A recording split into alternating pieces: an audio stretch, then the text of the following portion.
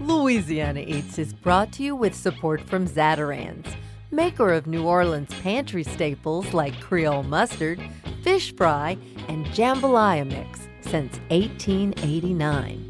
Recipes and more at zatarains.com.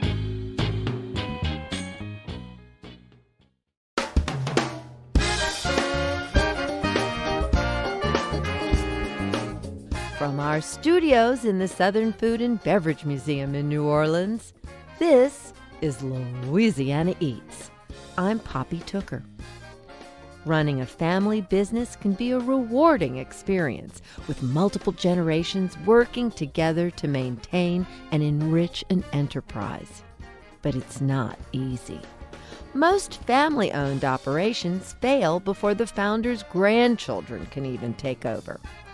On this week's show, we meet some people who are bucking that trend, finding success in their craft or company through 5 generations of family. We begin with Swiss Confectionery, the place where for nearly a century, New Orleans brides have seen their wedding dreams come true. 2 generations of owners tell us the story of their bakeshop and how it has evolved from one era to the next. Then, we speak with 5th-generation Cooper Jer Buckley of Jameson Whiskey. Jer builds and maintains wooden whiskey barrels using age-old techniques passed down from a lineage of Coopers before him. Finally, we visit meatpacking company Chisacy Brothers to learn the family's history from 5th-generation Nicholas Chisacy and his dad, Philip. We're all about the family business on this week's Louisiana Eats.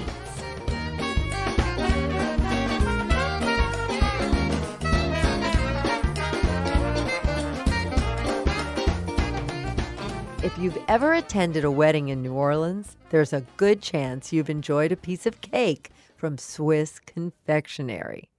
Run by 5 generations of family, the bakery is probably best known for their signature almond-flavored cakes. These custom-made delicacies are fixtures at New Orleans weddings, birthdays, and celebrations. Though cakes make up the majority of the business, Swiss Confectionery also produces Russian cake, Daubert squares, and other New Orleans classic sweets for just about any occasion. The Louisiana Eats crew visited their almost 100-year-old bake shop in their new mid-city location, where we were offered a piece of French buttercream cake and a slice of history. This is the first. We never got icing on the mic stand before. We're in the right place. We spoke with 2 generations of the long-running family business. I asked them to introduce themselves. I'm Stefan Collada, owner of Swiss Confectionery, 5th generation. I'm Laurent Mocklin, retired owner of Swiss Confectionery. I'm Lauren Wyken. I'm the mother of Stefan, the sister of Larry. Larry is Lawrence's nickname. He and Lauren began by giving a brief history of the family business, taking us back to the 19th century. My great-grandfather arrived from Switzerland in the end of the 1800s. I believe his father was also a baker, and he and at least 3 of his brothers were bakers, and he was actually doing an apprenticeship in Switzerland. And as with most family businesses, there was some bad blood going on, and he got up and left and wound up in the United States. Another brother wound up in Argentina. He has a sponsor who's hooking him up with the job in the United States, a local bakery in Mobile, Alabama. He works for this German baker and his wife, which he didn't like them at all. They kept trying to match him with their daughter, but he didn't like her either. He ends up marrying his sponsor's daughter in Mobile. He has my great-uncle Henry and a daughter. The daughter unfortunately died as a baby, and then his wife dies as well. He takes his son, Henry, and comes to New Orleans. He stays at a boarding house where he met my great-grandmother, whose family owned it. Then they have 2 more children, my great-aunt Olga and my grandfather. opened up Swiss Confectionery in 1921, and it's been going through the family for 5 generations now. So this has always been a family business. Do a little lineage and tell me what you can about who worked. Was anybody particularly talented at one thing or another? Besides from my great-grandfather, who was the baker, and then my grandfather, who was the baker, there was my dad, who was, although he was a baker, I think what made his reputation and kind of made the business's reputation was his cake decorating ability. And so it was he and his brother for a while who then left the business. Countless cousins, some as salespeople, some as decorators, some as bakers. Obviously, my sister and myself. My children have worked some summers until they found their own careers. Then when my children decided that they had wanted to do something for a living besides work in the bakery business, my nephew decided he wanted to step up and become the 5th generation. So that's where we are now, with him learning the tricks of the baking and how to prepare the cakes for the customers, and probably looking to start the 6th generation soon. How soon did you all come to the bakery as children? Well, my grandparents lived on top of the bakery on Frenchman Street. We were all, on weekends, my grandparents babysit my sisters and I. So we had free run of the bakery and the French Quarter, which was, when you used to let 8-year-old children run around. And I remember playing hide and go seek in the bakery when they were closed, getting hit in the oven. Yeah, we have a revolving rack oven, so you get in and somebody would move it so you'd be in the back and then turn it off and close the doors and nobody could see you back up in there. Stephan, what are some of your earliest memories? Well, let's see. I remember summers during probably grade school. Similar situation. I was the oldest of my siblings. It's just my brother and I, and 3 cousins, Larry's kids. But I remember the Thanksgiving meals, and I remember making mints. We used to make mints and send them out with every wedding cake. I remember cutting patty shells when I was tall enough to reach the counter. That New Orleans staple, the patty shell. And I'm so glad that you mentioned those mints, because I do think in a lot of people's memories, those little buttercream flat mints in pastel colors are a big part of what they remember. Why do they remember that? Why was that important? It was on the table of every wedding cake, right? Right. A lot of the caterers, pretty much when they'd ordered a wedding cake from us, they'd say, and a pound of mints to match.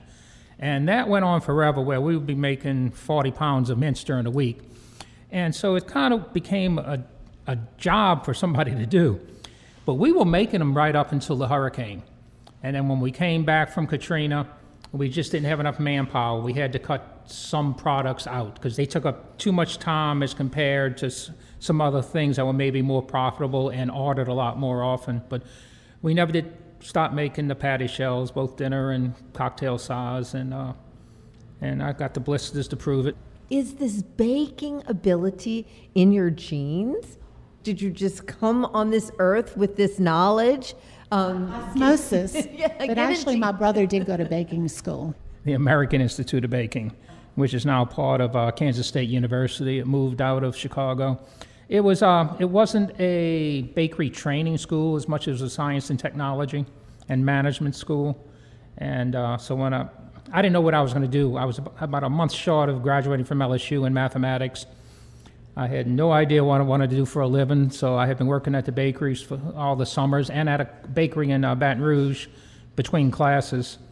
And so one day I called up my dad and said, hey, if you send me to Chicago, I'll come to work for you. So we came to an agreement, and that's how I wound up in it. But actually, I suppose just like my dad and my grandfather, we learned much better by standing next to our dad than we could have learned in the school. Because my dad did go take some courses at Delgado in baking science, and where you go to work is going to train you the way they want you to anyway. Now, when you came home from Chicago, did you bring some newfangled ideas with you that you put into place at the bakery? I brought a lot of new ideas, but they went right out their front door when my dad heard them. I wanted to mechanize a lot of stuff so I wouldn't have to work so hard. And we did buy some new equipment along the way, but it turns out, it's better to do it by hand a lot of times. Now, at what point does wedding cake become the primary business here? Well, I guess since I've been working here 45 years, so I probably know more of the history than anybody at the table right now. I think what caused it was my dad's really good cake decorating ability, and the decision to go out to caterers and offer to supply them with cakes, like a no hassle, one-stop shop. I can remember a whole lot of wedding cakes when I was a kid. My dad not being home on Thursdays and Fridays, just decorating wedding cakes, where there were times, even after he retired, I can remember doing 70 wedding cakes a week. And the decorating was hard, but much more difficult was getting them all delivered at the times they wanted them. And that's kind of why we started pulling back from those type of numbers. It was just too hard getting all those cakes delivered to the hotels and caterers at the times they wanted them. And on the streets of New Orleans. And I can remember no air conditioning in the delivery vans also. I'm sure you've got lots of disaster stories. So that's what I remember. Yeah. I mean, when I was old enough to help someone else carry a wedding cake, that's pretty much what I did on the weekends for, extra money. And there were definitely some cakes got dropped or didn't make the trip, or, the heat, the roads, the traffic, whatever. We were in the French Quarter, and middle of the day on a Saturday, right in front of Muriel's, and so right there at the square, and there was a fire hydrant formerly where I parked, and my helper jumped out of the van, and what was left of the fire hydrant was a pole that was right about knee high, and so as he came out of the van with the cake in his hands and took a step back, it hit him right in the back of the knee, and he tumbled backwards, and the cake flips over, and the board hits him in his head, and he's bleeding, and it's pretty cold to me, but I'm laughing because the whole thing was just great to watch. It looked like a cartoon, I imagine. And we're surrounded by tourists, and everybody's and then it's my own stupidity, I guess. I was just we were so busy. I didn't even clean up the mess. We drove away because we had so many other cakes to deliver, and we're going to have to come back and deal with this. We got a phone call. My uncle had to go out there with a broom and clean up your delivery driver dropped a cake and didn't even clean it up. 8 more cakes on the truck. I had to go. And as soon as I got the call, I was grabbing the snow shovel and the broom already, knowing that there was nothing they could do to pick up the cake. I was thinking to pick it up with their hands and throw it where? I've done it. Oh, ouch. If you had to guess, how many wedding cakes over time do you think that you all have been responsible for? How many weddings has Swiss Confectionery been a very important part of? You mean since 1921? Yeah, give me a guess. Almost 100 years? It's got to be tens of thousands. Well, to do the quick math, you figure we were much fewer wedding cakes in the 20s and 30s, and then it started picking up, and now we, averaging 25 or 30 a week now. But overall, we average 20 a week. That's 1,000 a year. So that's oh my goodness. Yeah, it's more like 100,000. That's 100,000. 100,000 wedding cakes. 100,000 brides. That's a frightening thought. Some of them are second and third marriages, so let's not get carried away.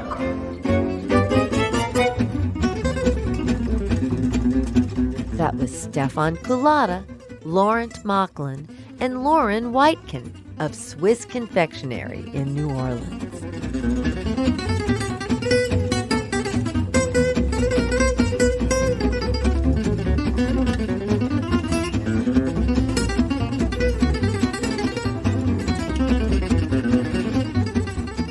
Coming up next, we meet fifth-generation cooper Ger Buckley, one of only 4 master coopers in Ireland. Louisiana Eats returns after the break.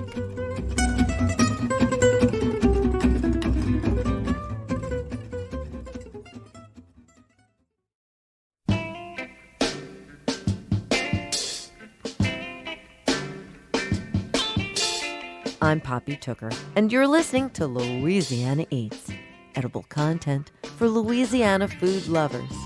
Louisiana Eats is brought to you with major support from Camellia Brand, beans done right, a New Orleans tradition since 1923. And from Brennan's Restaurant, home of the original breakfast at Brennan's and Flaming Bananas Foster. Breakfast, lunch, dinner, and private events at 417 Royal Street in the French Quarter.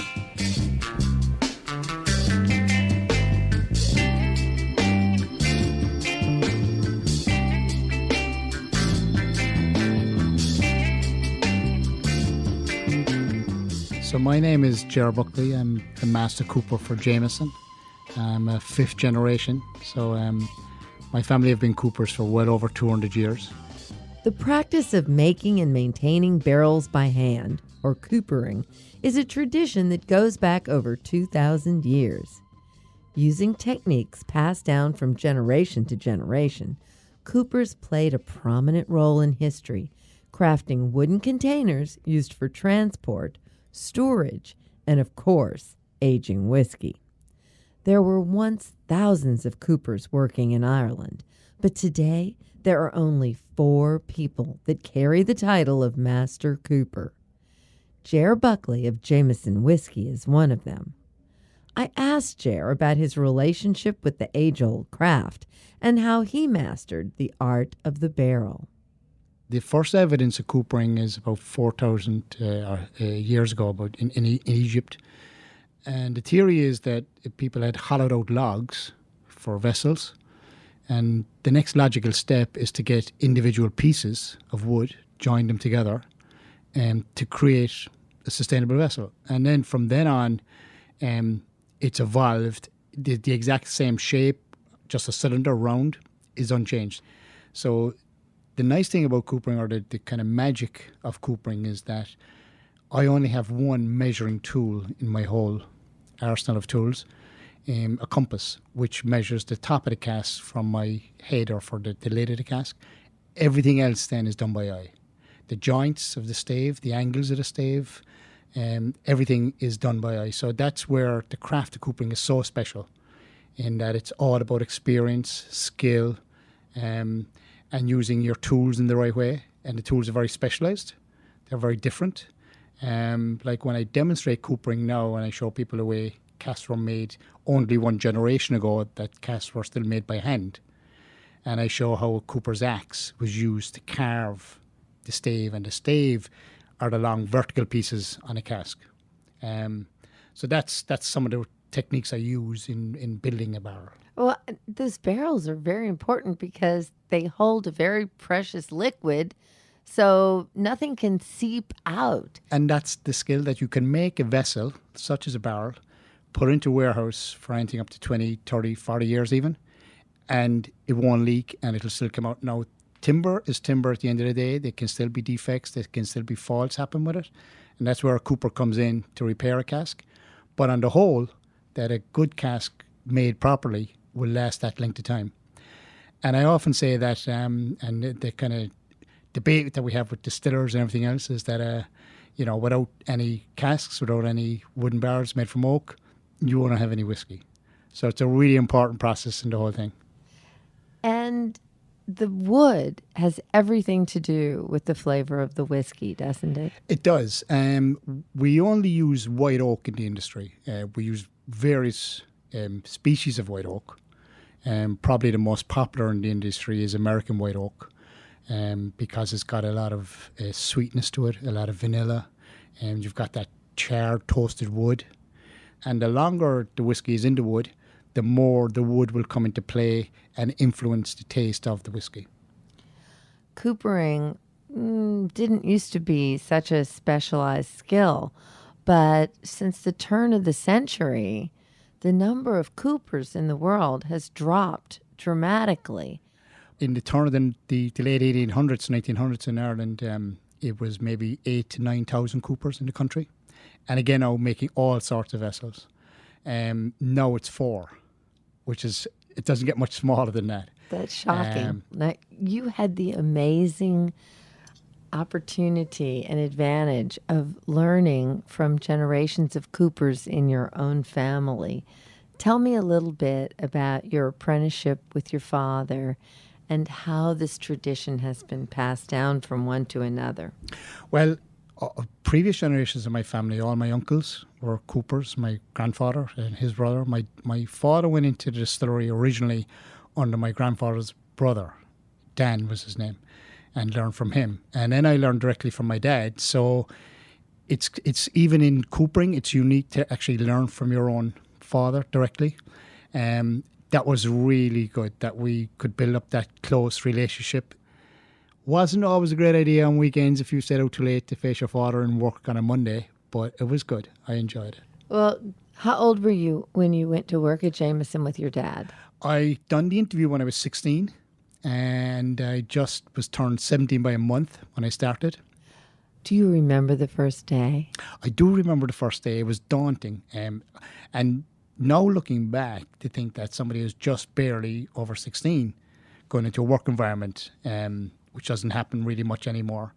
I imagine the other Coopers were kind of really thought I was so young. I still probably wasn't fully grown. And the work was physical. I mean, the first thing I did the first day I arrived was learn how to put rivets in a hoop. And how long did you and your father work together? We worked together for approximately about 7 years before he took early retirement. Whiskey business in Ireland in the early 80s was not going well. Thankfully, with the growth of Jameson, and particularly here in the US, it's absolutely fantastic how well it's doing. And that's why we have an apprentice. He's in his 4th year apprenticeship now. It's a 4-year apprenticeship. So I'm very happy that what I know is going to be passed on, and also the kind of nuances of Irish coopering, the kind of vocabulary that I use, which is different to other parts of the world, will continue on. So I'm very pleased with that. I don't have sons, I have 2 daughters, so I didn't have a son to come into the trade. It's not that there hasn't been any women cooper, that there have been women coopers. I'm not sure my 2 daughters would appreciate being coopers. And our apprentice, Killian O'Mahony, had been working as a cabinet maker and training as a cabinet maker for a couple of years before he came in. So we had seen some of his work in the interview stage, some tables he made and stuff like that. So quite satisfied that he had a skill level that could be trained. The one aspect of coopering, especially in Ireland, is that once you work for Jameson or get trained up for Jameson, you're kind of signed up for life, because it's not a craft that you can really travel with or change, or it's very specialised.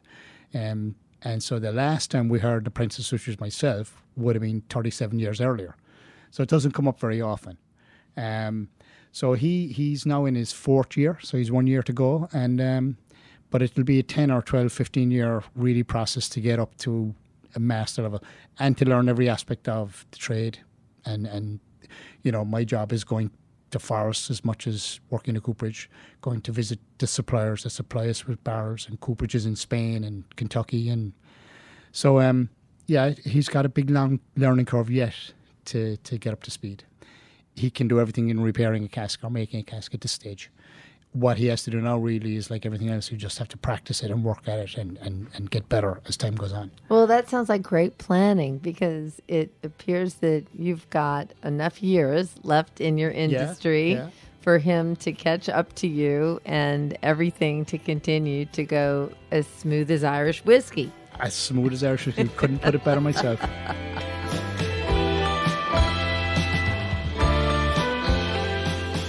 J.R. Buckley, Master Cooper for Jameson Whiskey.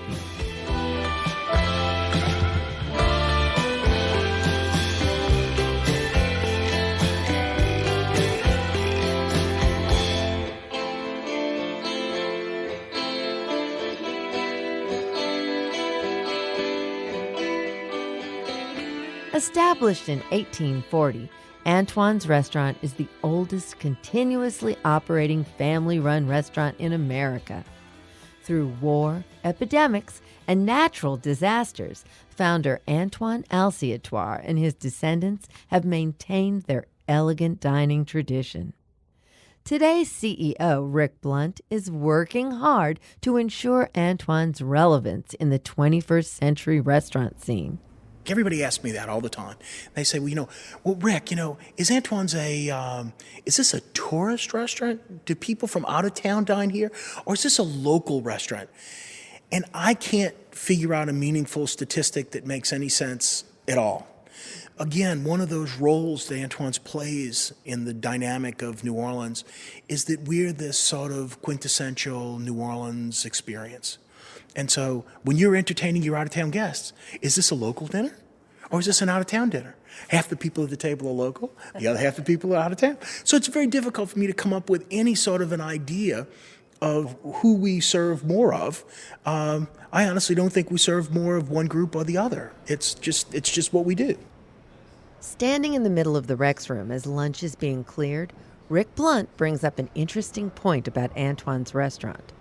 As guests leave, Rick shakes their hands and knows them all on a first-name basis. Perhaps that's because the French Quarter restaurant has been in his family for 5 generations. The family name is Alciator. So my mom was an Alciator. But being a woman, you get married and kids end up with their dad's name. So I'm an Alciator by blood, but a Blunt by name. That's wonderful. Rick, it's quite a trick, though. The restaurant business is tricky, goodness knows. But to hang on to a business through succession, through death, through war, how have you all managed to do this? Well, I don't know that there was ever a plan. I guess probably the best history is one that wasn't written in advance. But the single biggest reason that the family was able to make it this far is that there was a giant consolidation in the second generation. Antoine started the restaurant. He and his wife operated the little pension and the restaurant downstairs. And his son, Jules, a middle son, purchased the business and the real estate from Mom after Dad died. So when Antoine died, Jules bought the business. That consolidated the trunk. That gave us a second generation that could be manageably passed to the third generation. Rick gave us a personal tour of all the Mardi Gras crew rooms at Antoine's. Of course, we began in the room dedicated to the king of carnival himself, Rex. Rex is the original history. And I love the traditions of Rex. Rex themselves do several parties here. They do their King's party here. They do a Queen's party here. They do multiple other events during the year here. But it's also a room that's available to Antoine's. It's available to anyone. Anyone can reserve any room. There's no charge. There's no preference. If it's available, I've served many couples for their anniversary, just a party of 2 in the Rex room, because that's what they wanted to do. One of the roles that Antoine's plays in the community of New Orleans is that it's kind of a place where things happen. It wouldn't surprise me at all that the gentleman who formed Rex dined here. People ask me that. Well, when did Rex anoint Antoine's? I would be willing to bet that it happened in the opposite way. I would be willing to bet that the gentlemen that formed Rex were already customers here, and they were already dining here, and they were discussing this grand idea of a Mardi Gras in New Orleans probably here. And so why did they stay here? Well, it was just natural, because it's where they were anyway. So where do we go next? Let's go to Proteus. Okay. In the Proteus room, Rick explained that he's challenged the old line crew to bring out their playful spirit while maintaining their focus on history. The Proteus room is a bit more staid and formal than some of the others, befitting Mardi Gras' second oldest parading crew. Its most imposing feature is a giant Proteus crest, worthy of the god of the seas. Proteus does do a lot of functions here, not necessarily in their own room, because they certainly couldn't fit their organization in this room. On Lundi Gras, on Proteus Monday, we host a party for the members of Proteus, and it's about 200 guests. Now, that's not their total membership. That's just the gentlemen that show up for the one party. So 200 people are not going to fit in the Proteus room no matter what you do. If you stood them on top of each other, they wouldn't fit. But we can fit them in the large annex. And so we do a beautiful sit-down dinner, which is really a fun day. Proteus Monday is one of the really, really, truly fun days at Antoine's. Okay, where are we going next? Well, since we're downstairs, we ought to go to Hermes. The Hermes room was the last crew room added to Antoine's, and in 2009 it was repurposed as the restaurant's first patron bar. The crew of Hermes loved it, but Rick saw the bar as a chance for Antoine's to evolve. Because it's so funny, for years people would walk up to it and they'd bump into the trademark and they'd say, wow, we bumped into Antoine's. And then they would ask one of my waiters to take their picture. Oh. And then they would move on. Oh. Because there was no way to interact with the business. There was no way to have a memory. There was no way to meet anyone. There was no way to do anything at Antoine's without the bar. And without the Hermes bar, I had no slush fund. I had no way to ask a customer to pardon me for a few minutes or anything else. So it was important to me to do that. And then secondly, it was important for me to sort of stodgy down the image of Antoine's. Once inside Antoine's, I think people let their hair down, but not on their way in. I think the tradition of being very, very formal had run too much of its course. And I think we were seen as being too fancy for our own good. Or perhaps Grandma and Grandpa's restaurant, not some place that the 20 or 30-somethings would necessarily be willing to go. Exactly, very, very much to the point.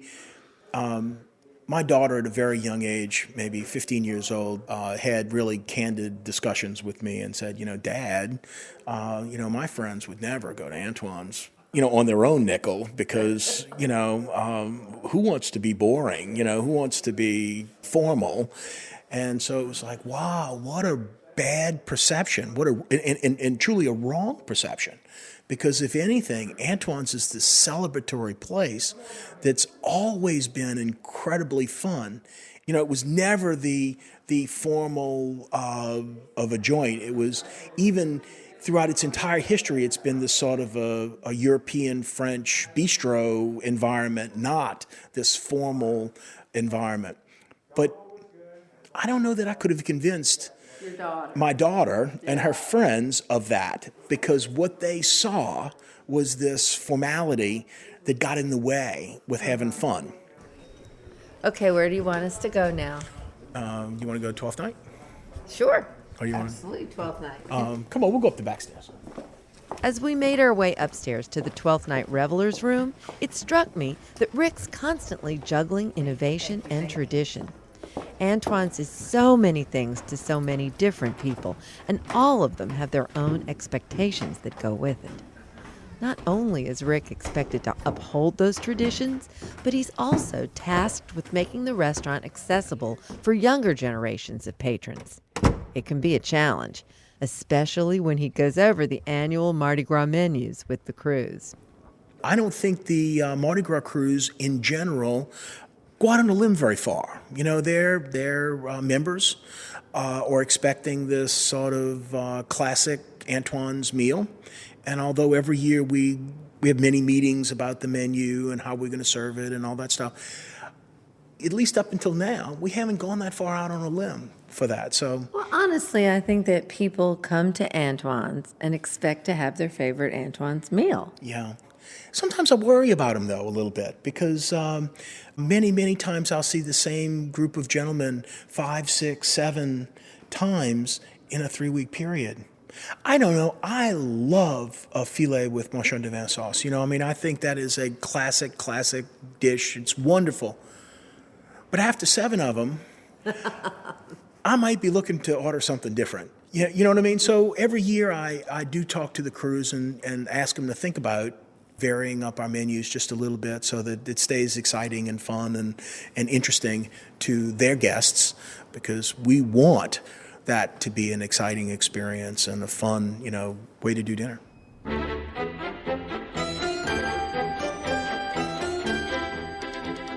Rick Blunt, 5th generation proprietor at Antoine's Restaurant.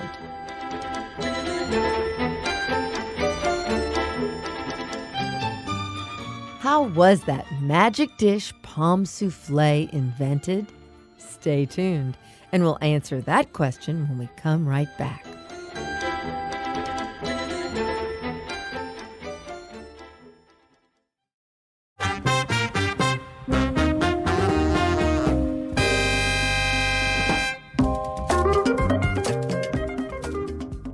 Poppy Tooker, and you're listening to Louisiana Eats, edible content for Louisiana food lovers.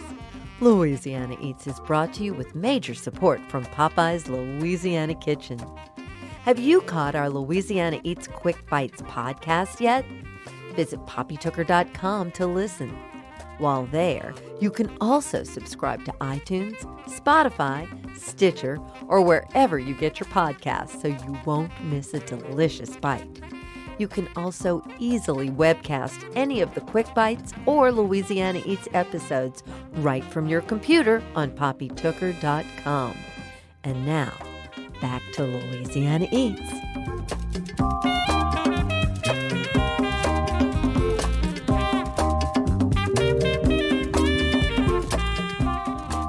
Here's this week's culinary quiz question, brought to you with support from Popeye's Louisiana Culinary Institute.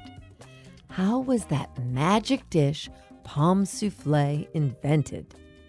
Antoine's restaurant founder, Antoine Alciatoir, was just 14 years old and apprenticed to the great French chef Collinette when a great banquet was planned for Louis Philippe, the King of France. His Majesty, Louis Philippe, preferred his pommes frites, that's French fries, very crispy. So the chef instructed young Antoine to cut the potatoes in a certain way. He followed the chef's instructions, and when told that the king's arrival was imminent, he plunged them into the hot lard for cooking. As they began to turn golden brown, a runner appeared with the news that the king was not on the train as expected. Antoine pulled all the potatoes out of the boiling oil and set them aside on trays. Worried that this very important dish would be ruined, he instructed his helpers to stoke the fires to ensure the oil would be smoking hot. When the time came and the potatoes were placed back into the now hotter oil, they miraculously puffed up like little balloons. Everyone, from his mentor Collinette to the king himself, applauded Antoine's invention. And today, pomme soufflé remain a great specialty at the restaurant, which still bears his name. I'm Poppy Tooker, and Antoine's pomme soufflé are real Louisiana Eats.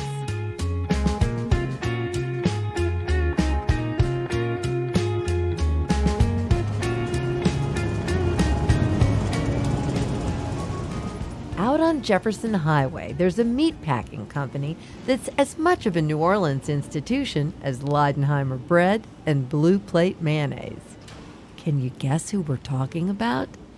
It's the place where the ham comes from for your perfect ham pour boy. Chisaisi Brothers. Sometimes we say the name, you've had Chisaisi ham, and people say, I don't know. I said, the little pig. Oh, yes, we've had that product. For over 100 years, Chisaisi Brothers' Southern-style smoked meat products have been staples in homes, grocery stores, and restaurants throughout the South. Parkway Bakery and Dookie Chase Restaurant are just a few of their satisfied customers. I'm going to stay on this side. It's kind of slick. Just stay to this side. Fifth-generation family member Nicholas Chisaisi gave us a tour of their operation, where he and his 3 siblings maintain the Chisaisi tradition under the watchful eye of their octogenarian father, Philip. Since 1908, huh? 1908. The business has certainly been through a lot of changes since its humble beginnings selling live chickens in the New Orleans French market. Following our tour of the plant, Nicholas introduced us to the patriarch of the family, his father, Philip. That's my dad. And the two of them filled us in on the remarkable story of Chisaisi Brothers Meats. My name is Nicholas Chisaisi, 5th generation of Chisaisi Brothers Meatpacking Company here in New Orleans. My name is Philip Chisaisi, and my position is that I'm owner of Chisaisi Brothers at this time. I'm the 4th generation, and they're the 5th generation behind me. 1908 is when we really, started keeping track of everything, but we started out selling chickens, believe it or not, live in the French Quarter, and the French market is exactly how it actually started. I'm 81, so The furthest I can remember was on Decatur and Ursuline. We sold live chickens, ducks, rabbits, geese. I was born in French Quarter. I went to St. Mary's School around the corner, St. Mary's Italian School. Did you know you knew your grandfather? I knew my grandfather. I used to help him make chicken coops that they used to go catch your chickens with. When you go on a farm, they had a house, and you used to go catch the chickens on the house and put them in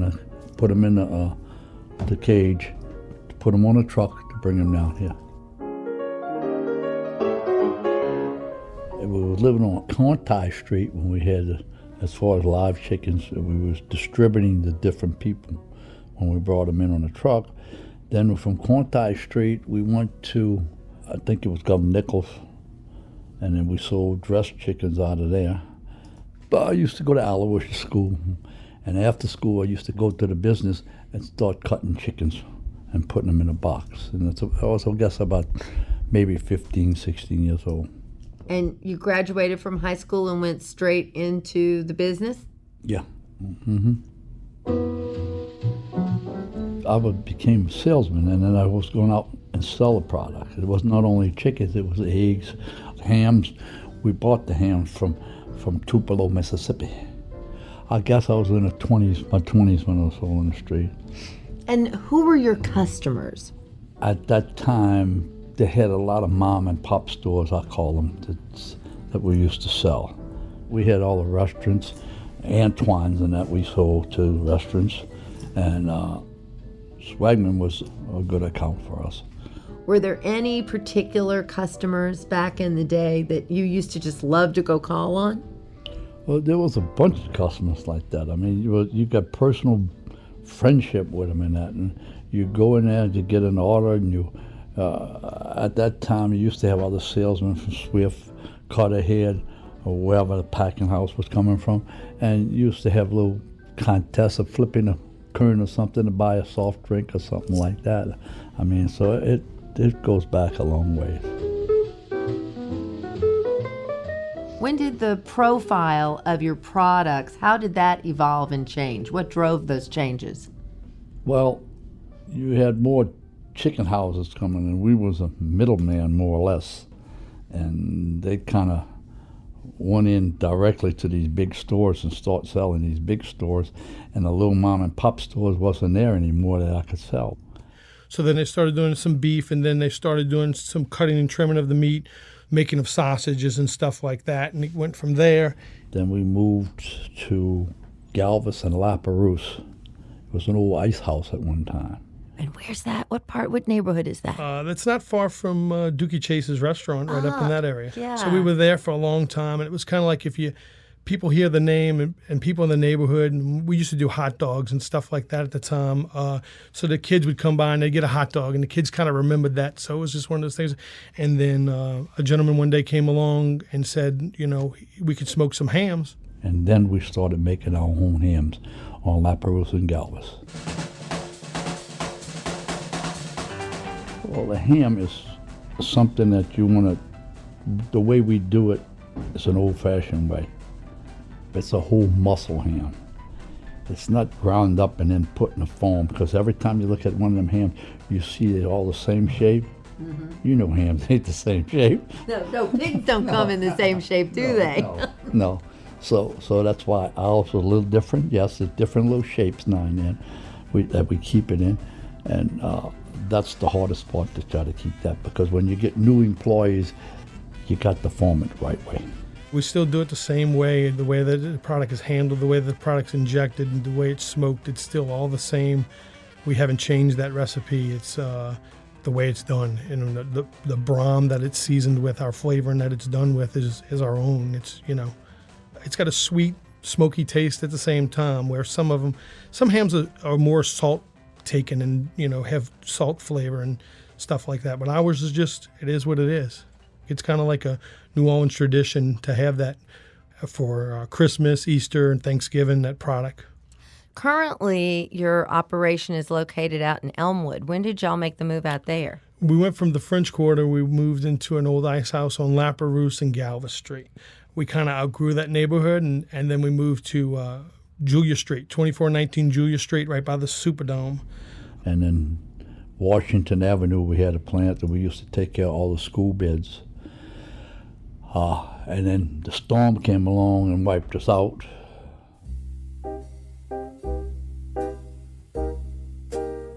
So that I'm sure that was a absolutely insane time. It was for all of us, but y'all had quite a struggle too. As I understand, everybody's houses, the factory, everything, boom. Right. So it was kind of like the nuclear explosion, and you had to start over. Right. How did y'all set out to do that? Well, we finally got back in after some time, and we was in Baton Rouge, basically, and we kept trying to get back because we knew that we was going to have a mess on our hands. I mean, everybody's refrigerators smelled. We had walk-in refrigerators, so it was even a bigger mess. Right, correct. So, and we did a commercial after saying, if you think your refrigerator stunk, you can just imagine what ours was like. We had 2.5 million pounds of meat we threw away. Oh my gosh. You should have smelled that. I'm glad I didn't, honestly. So my dad at the time was like, the cavalry's not coming. What are we going to do here? And, what do y'all want to do? We can basically throw the towel in, or we can keep on going. And we decided that we wanted to continue on. And so he said, nobody's coming to help us. We got to get into it ourselves. There was about 9 people that really took us 3 weeks to clean up. So we got down and we just started throwing everything out, doing what we had to do to sanitize, calling up to see, hey, we want to be back up in operation. We can't wait. And everything was so hard to get people to try to get an answer from, the state and this and everybody else to say, okay, we want to start and operate and get back in operation. What do we need to do? We're cleaning up stuff. We're repairing the roof. We're getting refrigeration. We're getting everything done. And the big thing was my dad was driven on trying to get some normalcy back to the people in New Orleans. And, if you have Thanksgiving, that's what we were shooting for, is to have the product back on the table for people for Thanksgiving. So that's what we shot out to do, and that's what we did. 2 weeks before, we were back up and running. Well, that's kind of a miracle. How did you get the equipment and everything? Well, it was a lot of work. And when we had we had family members and about 4 or 5 friends of the family that were there every day and pushing through and getting it done. And just, basically we was focused on a game plan, and we had to get it done. So we just got it done. So you've been working in the business, well, let's see, about 75, 76 years now, huh? Somewhere in that neighborhood. You started when you... I hear you come here every day. Yes, I do. I come here in the morning. I'm starting to leave a little early in the evening, though. Oh, you're cutting yourself a little slack after all these years. Do you suppose you'll ever retire? What would I do? Well, thank you. Thank you so much. This has been such an honor and a pleasure having a chance to sit down with you. Keep pushing. That's all I can say.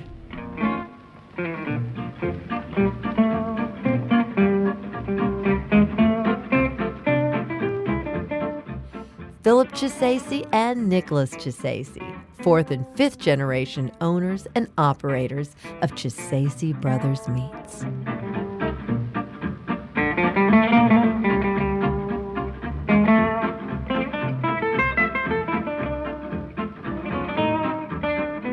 That's it for this week's edition of Louisiana Eats, edible content for Louisiana food lovers. Catch up on previous editions and hear all about upcoming special events by visiting poppytooker.com. You can find videos, recipes, and even order cookbooks there. Louisiana Eats is made possible with major support from Popeye's Louisiana Kitchen, Zatarain's, and from Camellia Brand Beans. Additional support for Louisiana Eats is provided by the Shreveport-Bossier Convention and Tourist Bureau and from Tableau, brunch and dinner daily with outdoor balcony dining overlooking Jackson Square. Original theme music composed by David Pomerleau and performed by Johnny Sketchin' the Dirty Notes. Big thanks to senior producer Joe Schreiner and special projects manager Reggie Morris, and to our business manager and social media maven, Maddie Mulladoo. Come visit us anytime in our Louisiana Eats studios at the Southern Food and Beverage Museum. We're on Instagram and Facebook too. Louisiana Eats is a production of Poppy Tooker Broadcasting.